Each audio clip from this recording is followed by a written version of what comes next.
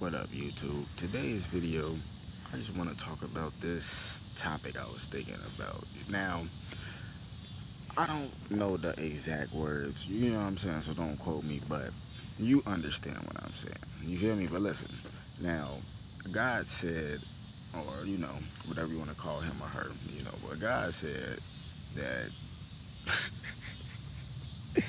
You see how ridiculous this sounds? Like God said, like people used to always question, and still do, like who wrote the Bible? You know what I'm saying? Because Jesus wrote the Bible, right?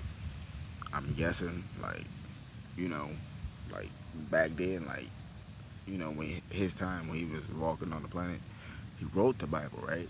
Which was the original Bible, but as time had passed on, people started taking like little pieces of scriptures out and, rewriting their own theories and stuff like that. You know what I'm saying? They put out this Bible, they put out that Bible, blah, blah, blah, blah.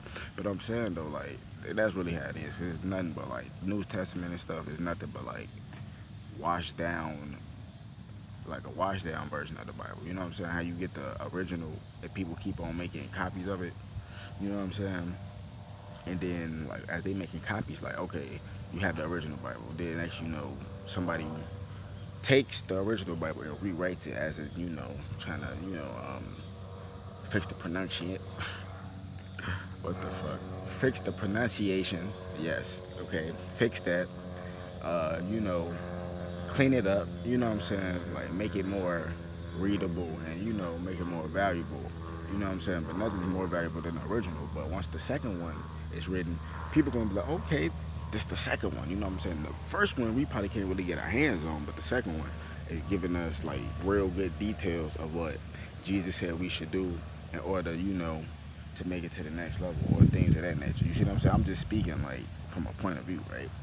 So that's good because you have the second one, but then as people start mimicking the second one, taking out verses of that, they mix it with their theories and stuff like that. Then people do it again, they do it again. It's like it washes down the value, it washes down the content, it washes down the message. That's what I'm trying to say.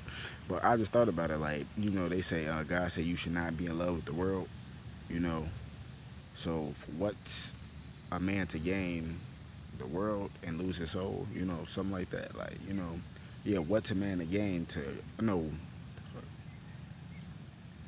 you get what I'm saying though. But what I'm saying is like if you think about it, right, in the world we live in, like we are taught to love the world, even though we're not, even though we shouldn't love the world, we are taught to love the world, right?